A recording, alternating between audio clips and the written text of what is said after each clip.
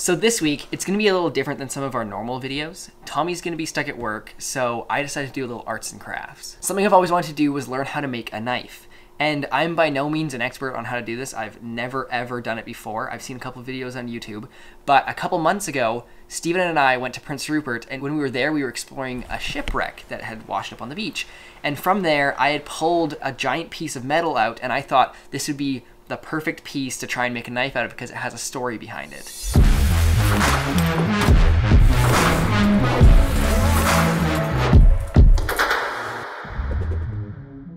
You ready? Shopping time!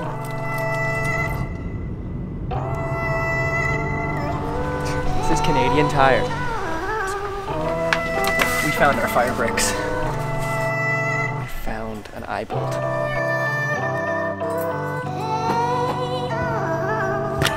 So one of the first things I have to do is to make a pattern for the knife on a piece of paper and plan out what it's gonna look like. And then it's gonna be to cut out that pattern on this piece of metal. So I'm probably gonna do it there in the middle just because I have the most material to work with. And then we'll see what happens from there.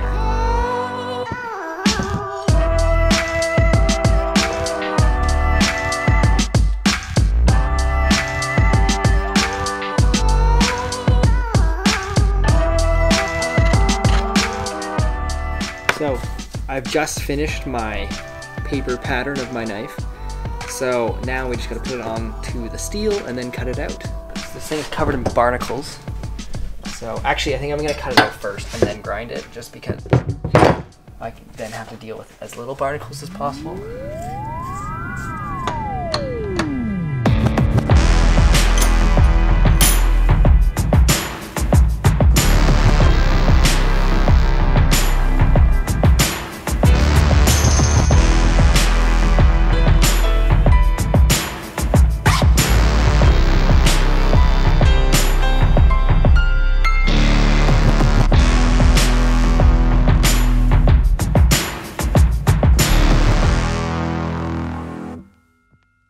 The grinding got a bit intense and it kind of tore right through my glove with the sparks, so I might need a new pair.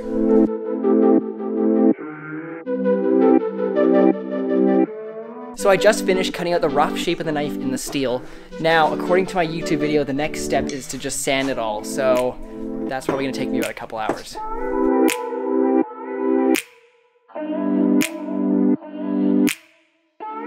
I think it turned out pretty good considering it used to be a shipwreck. I think my next order of business is to grind away this bevel right here to make it more of a slope and to make it come into a point. I gotta make a jig to hold the file, then we'll go from there. We're gonna do this just flat bevel first, and then once I get there, then I will rotate the knife.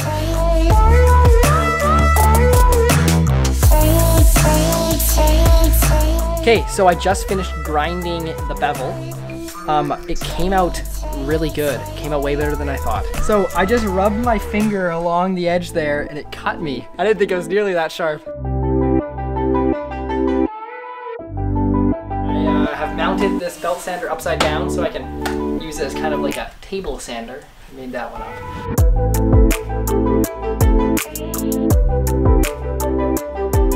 Okay, so I bumped my elbow onto the knife in the vise and I might have cut it a bit, but it looks big. It's not very big. I think I just need a band-aid for it.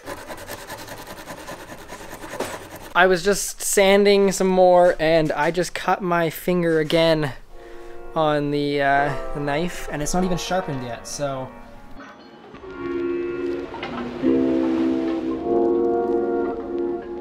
Built this little brick house here, and then I'm gonna grab these torches and then position them pointing into the brick house. So inside the brick house, it gets really warm.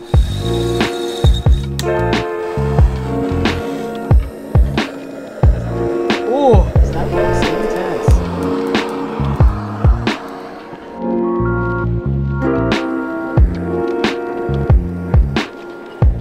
I am in the midst of heat treating my knife. You do that by heating it to a point where a magnet doesn't stick to it anymore, and then once you do that you gotta quench it in some oil or something that cools it down really, really quickly. And just quenched the knife in the oil. I'm using grapeseed oil. I'm not sure if I overheated the knife because it was kind of flaking off when it was in the oven.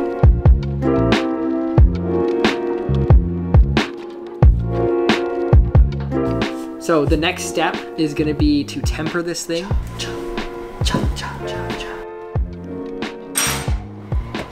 What happens is when you heat up the knife in our little kiln that we made with the bricks and then quench it in the oil, it becomes too hard. So what you gotta do is you have to then heat it up to 400 degrees Fahrenheit for an hour and then let it cool down to room temperature and then heat it up again. That heating process will soften the knife just a little bit so that if you were to say drop it, it would not break into a million pieces. Ooh, that is hot, holy, I touched it.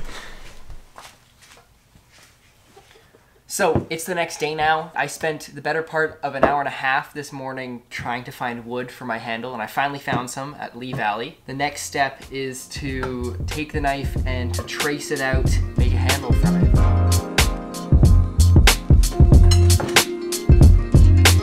I've cut out my basic shape of the handle here. Next is to just sand it like always.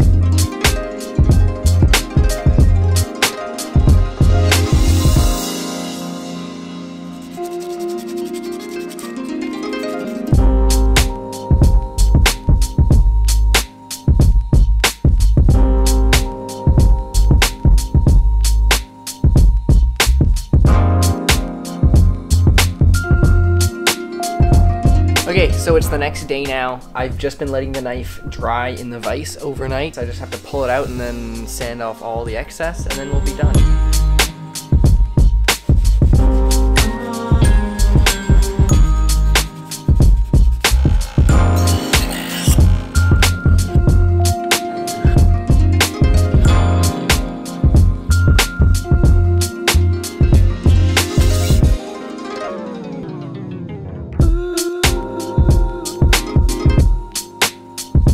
I'm very impressed we were able to go from a piece of metal that looks like this into a knife that looks like this.